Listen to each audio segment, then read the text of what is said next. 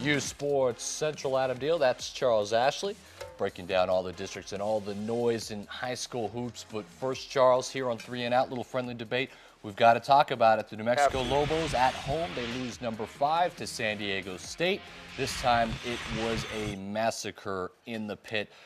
Second half, quietest I've heard the pit in a long time, and it's kind of eerie, something you don't want to see as a Lobo fan.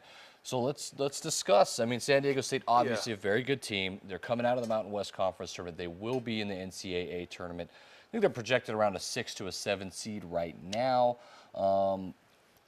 It'll be interesting to see if Mountain West gets any other teams. I know Colorado State probably has the best chance out of all with a 33 RPI, depending on where you look. What do you think, though, Charles? So I mean, it's all when it's all said and done, as bad as everyone thought San Diego State would be down, and they were in the middle of the pack, and they can't shoot or whatnot. They're sitting there in first place, like they should be, looking really good right now. They look a lot more impressive than the first time when we went over there to San Diego State for that game. That team has developed, which is the key to a season, right? Development, get better. Our team, the guys, the defense was good, I thought. To hold a team to 60 points is still good, but not scoring points. At the end of the day, the name of the game is to score baskets, and right now our guys aren't scoring baskets. We're at the game. It was stagnant.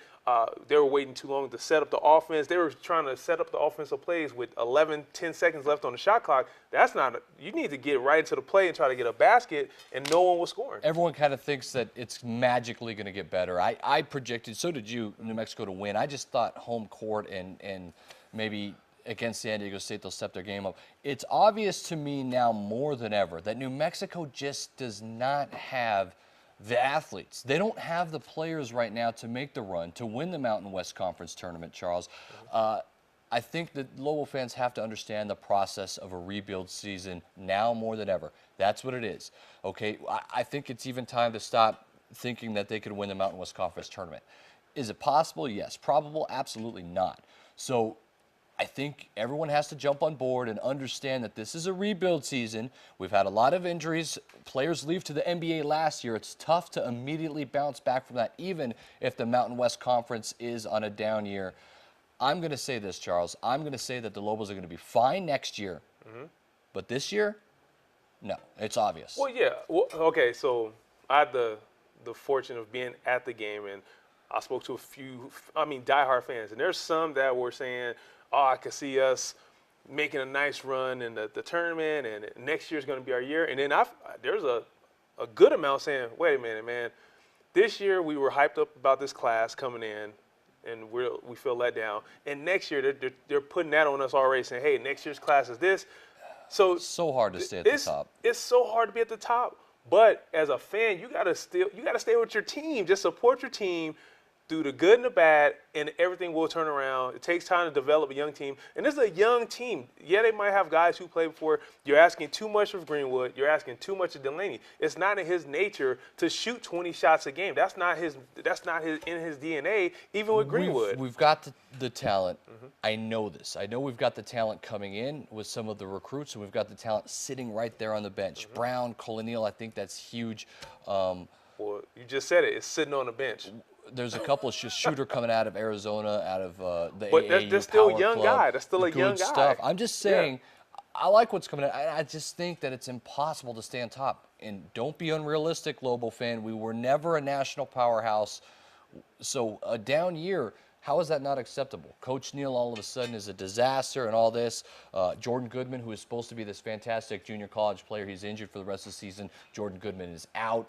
I think Coach Neal handled that really good. By the way, with the press conference. I think Coach Neal's going to have to be a little bit easier on his guys. He came out really aggressive and hard on them, as I think coaches should. But now that they're losing, you don't want to lose your locker room, so I think he's going to tone it down a little bit. What do you think? I agree, because a lot of times you can get on guys too much, and now their confidence down. They're already going through some battles within themselves. So now the coach's job, I think, is to build his team Devin up. Williams, build your team up. Build them up. They're all coming back, so I'm just saying. Next year's good. And this is what I think. The offense is stagnant because you have two post players in the Jet and JJ that they aren't the best with their hands, right? Not yet. So post players, usually when a good post, it alleviates that pressure off your wings because they can flash, grab the ball, post up, face up, and you know they're going to make a good move. Right now, Jet's just not there. He showed a lot of flashes of it last night, following a lot of tips, knocked down a mid-range jumper, some good blocks or whatever. So he has it. He just needs to work on his hands, and I think if he gets his hands better, he'll be all right. Okay, let's move on here. Some preps hoops last night. There was more games than just Cleveland taking on Cibola, Charles. One of them that we mentioned, how about El Dorado beating La Cueva? Now they're in a tie with La Cueva. Both of them have split, won their home games against each other. That though, is deceiving because La Cueva still has to play Sandia, as to where El Dorado is going to play Manzano on Friday. Obviously, the window is open for El Dorado. La Cueva, I think, Charles, mandatory, a mandatory win against Sandia, or La Cueva then has to win the district tournament to get that automatic bid. La Cueva's in trouble. Yeah, and you have a Manzano team that El Dorado will play who just lost to Highland, 61-53? 61-53. So Highland. And congratulations, Danny Brown, by the way. This is from a lot of people's accounts. This team has improved throughout their district tournament, their district season play, or whatever. So I wouldn't want to see them that first, second round. You're going to have to match up with them. So if they can reel off 1 or 2 wins, they can get a little momentum going. I don't see them upsetting San Diego or whatnot. But you're right. La Cueva has to play Sandia, beat them. Hope that El Dorado stumble, and I don't see that happening. This is what has to happen. I don't see it happening. This is what has to happen for La Cueva to make the playoffs now. And it's just my opinion, but the way it breaks down, I think La Cueva has to beat Sandia, and then they have to beat El Dorado in the district tournament, and then they have to hope Mayfield doesn't make a district tournament run. All of that has to go their way. So I don't think Frank Castillo's crew makes it in this year. That's asking just a projection. Obviously, we talked about Cleveland as they beat Cibola. Cleveland now 6-1 in district play, but more importantly, Charles, they're 23-2 on the season. And so another big win for Cleveland. Great season so far for these guys. As they go, and they're going to take on Rio Rancho at Rio Rancho. We cannot wait to show that for you. It'll be live here on uSports Network and ProViewNetworks.com as well. Big-time game. But there was other big games. Yeah, you have Volcano shoring up that second place. Yes, on the road against Santa Fe. Tough game. I think they win 58-39. They get it done. Also, Cruces, your boys, they clinched their district.